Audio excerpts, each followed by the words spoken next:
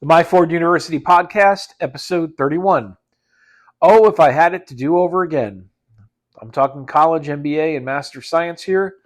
What I would do now instead. Welcome, colleagues. George Sloan from My Ford University, place where you don't need a piece of paper to prove you're smart, skilled, or ready for the real world. In today's episode, I'm going to get personal. I've earned the degrees, college, MBA, and Master Science. I've played the game, and I've lived the outcome. But if I had to do it all over again, I wouldn't. At least, not like that. Today is a different world. Today, I will tell you what I would do instead. No regrets, just honest lessons. Let's go. Let's talk about college. College is a default that everyone pushes you towards, and these days, it's just not delivering. So we're going to start there. I sat through the lectures, I got the grades, I graduated. It was fine. But here's the thing. College is the most expensive default decision that most people will ever make. Again, everyone's pushing you to do it. It's the thing you think you should do. But I disagree that in today's day and age and the way things are, I don't know that it's the right answer for everyone. So today we've got AI, we've got automation, we've got digital portfolios, we have direct-to-consumer brands, and a degree isn't the gatekeeper it once was. It's a slow, expensive, generalized way to maybe, a big emphasis on maybe, learn things you'll never apply. What it didn't teach me was how to sell. What it didn't teach me was how to think independently. I did have a little bit of an independent streak, which was an advantage, but it didn't necessarily teach me that. I already had it. How to build something valuable didn't teach me that. How to handle ambiguity and how to make money. I mean, really, how to make money. If I were 18 today, I'd skip college or at least delay it. Let me give a little disclaimer here. If you're going into STEM or you're going into education or law, you kind of have to go that route in many cases because it's a required barrier to entry. And I'm going to do a whole concept on that whole approach of a barrier to entry. So there are some situations where you kind of must do it, but at most other situations outside of STEM and education and law, perhaps, you don't need it. What I would do if I were 18 today is I'd skip it or delay it, and what I would do instead would look something like this. I'd get a real job so that I could test the waters and see what I liked and didn't like. I would start freelancing, also doing little side gigs to see what I liked and what I didn't like. I would build digital projects and I would do digital products. Again, all learning tools. Nothing replaces learning like the real world. I would take practical, affordable courses that are quick hits where I could get up to speed and turn around and apply it very quickly, which is what we promote around here. I would study mental models, business models, sales, and strategy. I would document the whole journey publicly so that I have a roadmap that I could share with others. And 4 years later, if I were starting today, instead of having gone to college and wasted 4 years in theory and fantasy land and getting into massive debt, I would have gotten a few things that the college student didn't get. I would have had income, I would have gained experience, I'd have a skill stack, I'd have a portfolio, and I would have leverage. And I would also add, I would have the makings of a network of people because I was out in the real world interacting with colleagues, interacting with customers or clients, interacting with suppliers.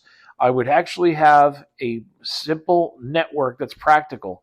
All things that when a college graduate gets out, they're starting from nothing. I wouldn't have the debt, I wouldn't have wasted my time, and I wouldn't be waiting. I didn't need to ask for permission. I just went out and started grinding. Okay, let's talk about the MBA.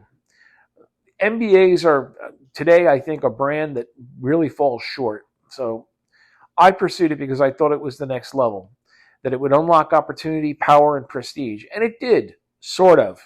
It gave me a professional polish. It taught me some frameworks. Frameworks, by the way, that I didn't need weeks of learning. You could learn them in a matter of minutes in most cases. It got me into rooms with some sharp people, sure. But here's what it didn't teach me. It didn't teach me to really create value from nothing. I mean, again, plenty of theory, but we didn't actually create a product, a real product, and see if we could sell it. So creating value from nothing, you didn't really get that there. Building a business from the ground up, nope. Leading in chaos, nope. Closing deals, negotiation and such, nope. And it didn't teach you how to navigate real-world risk. There's no substitute for going out into the wild and learning and trial and error and pivoting, adjusting, iterating, and fixing. It focused on teaching business theory, not business execution. And what do we say all the time? No one cares where you went. They only care what you can do. And the only way you learn how to do something is to do it, right? So if I had it to do again, I'd build a DIY MBA, if you want to coin a phrase for it. I would look into copywriting courses, sales training, strategic thinking books, real-world consulting and coaching projects, perhaps a mastermind group or finding a mentor. I would look into podcasts, newsletters, and cohorts from true operators, people who are actually in the trenches doing the work. I'd learn by doing, because clients, again, do not care about your degree. They only care about results. And, we are very outcome-based here. Anyone, I've said it, anyone, a motivated 12-year-old could learn most of what an MBA can do. It's the execution that matters. It's all available for free out there.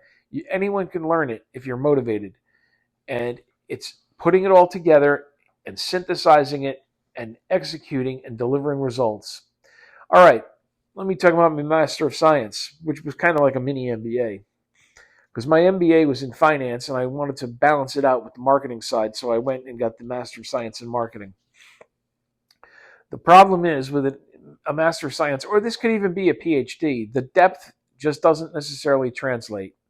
So specialization is wonderful to an extent. Academic rigor, research skills, it all sounds impressive, but the truth is the knowledge decays faster than ever. Time is compressing. Technology and everything else is coming at us so fast. So in tech, data, business, or other behavioral sciences, what's true today might be irrelevant tomorrow. Almost literally on that, by the way. So by the time you graduate, the market may have moved on. And unless you're applying your expertise every day, you'll lose your edge. So I will also add here, I've mentioned this before, I was once asked to go get a PhD. They wanted me to head up a department because I was also an adjunct professor for a while. But they wanted me to head up a department, but the whole thing didn't add up when I sat down and did a cost-benefit analysis. It didn't make sense for me, so I chose not to do it. But a PhD is not much different than a Master of Science, except for you're there twice as long to do it. It takes about 4 years to do a PhD. So what I learned in my Master of Science, I learned how to go deep, I learned how to think precisely, and how to analyze data and build frameworks. What didn't I learn? How to apply it at speed.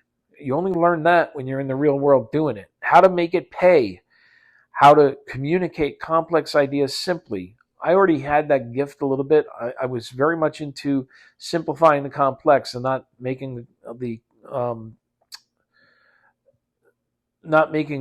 simple complex. So you always want to make complex things simple, not the other way around. And it didn't teach me how to adapt when conditions changed, and they're changing super fast now. So what would I do now in lieu of that? I'd go narrow, fast, and applied. I would do micro certifications. A year or two ago, I hammered them out. I did dozens of them, and that's not a flex, and that's not an exaggeration. I did dozens. I took advantage of free certifications and courses that were available through my employment, and I also found some sources online, and I hammered, I binged, because what I wanted to do was I typically do microbursts with books, I do it with courses, I do it with certifications, because I want to upskill real quick and apply it, which again is what Myford University is built upon. I would also go and look at workshops with pros. I would do live project-based learning, and I would do mentorship, and I would do possibly apprenticeship. Sometimes shadowing people isn't a bad way to go. It doesn't take long to figure out what they're doing. And I would also, again, focus on real world use, because theory is wonderful, but real world is what really counts, because that's where the real results have to be. So mastery comes from exposure. It comes from feedback, iteration. I mean, you've heard these concepts all the time. They do not just come from the classroom. All right. What I would tell my younger self, if I could time travel, I guess theoretically it's possible. It's just we don't have the technology to do it. But who knows? Here's the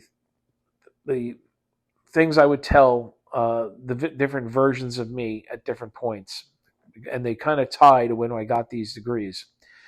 At 18, I would say forget status, learn how to think, learn how to sell, learn how to solve problems, learn how to learn, start working and document your value, and do it fast. Okay? At 25, I would say don't go back to school, go forward in skill stacking. Learn leadership, systems, delegation, create proof, not pieces of paper. Again, certifications, you do get a paper or a badge, but they're quick, they're fast, and they're relatively inexpensive compared to degrees. At 30, I would say be useful, build something, invest in mentorship and not middlemen. And I would also create real outcomes. Don't just collect credentials. So that's kind of a short little roadmap or a way to think of this. Now, let's talk about the future. I think the future belongs to the bold, people with audacity. Here's the kicker. I'm not anti-education. I'm anti-waiting. I'm anti-debt with no payoff. And I'm anti the illusion of progress that comes from sitting in a classroom instead of solving real-world problems. I am very much into education and lifelong learning and self-improvement, but I believe get it as fast as you can and apply it as fast as you can, because then it all starts to click and certain things will come together if you're using it. In today's world, the winners are those who learn fast, apply it faster, and think independently. I've talked about that in other concepts. I've talked about objectivity and I've talked about nonconformity. Again, not being a nonconformist, to be a deviant or just for the sake of doing it to be different. It's just taking a different approach, and sometimes saying I like using the analogy of the emperor's new clothes, having the courage to say the emperor's naked, and maybe we need to go and do a different approach.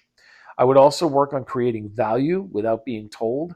I'm very much into self-assigning projects and self-managing. And I would also operate with speed, clarity, and confidence. Again, you don't need permission. You don't need a plan laid out for you, but you do need a plan that you can direct, that you can put together. You don't need a new degree. You just need some momentum. I can't tell you how many times, and I've talked about the idea of creating work samples, demonstrate your knowledge worker abilities. Show and tell, not just tell. All right. Let's go and kind of sum this up. Going forward and not going backward is the best way to go. To me, traditional higher education is stuck in the past, and there are new approaches and there's new alternatives, and some things just don't fit with the old way of doing it. So if you're thinking about going back to school for a college degree, an MBA or a Master of Science or a PhD, stop. Ask yourself, is this a door I need to open? Or can I build my own door faster, better, cheaper, stronger? Think about that for a second. You don't need to ask for permission. You can develop it and build it your own way, and you don't have to wait years and pay hundreds of thousands of dollars for something that you could do on your own. If you're motivated enough to go and do the degree, go ahead and do it yourself. I wouldn't chase credentials. I'd chase competence. I'd build leverage. I'd create outcomes, and I'd lead with results. Because in this era, these days, proof is greater than a piece of paper. Skills are greater than status. Speed is better than process. And confidence is greater than credentials. And that last one is kind of strong. If you have the ability to build your confidence by getting little wins and skill stacking and upgrading and upskilling, you'll be amazed at what you can do and your confidence will soar. So this is the new approach I believe that you need to take for education. And this is my Ford University. I want to welcome you to the future of learning. That just because it was done one way doesn't mean that we have to continue that. And here at my Ford University, we believe in learning it fast and applying it faster. We will see you the next time, and I want to thank you.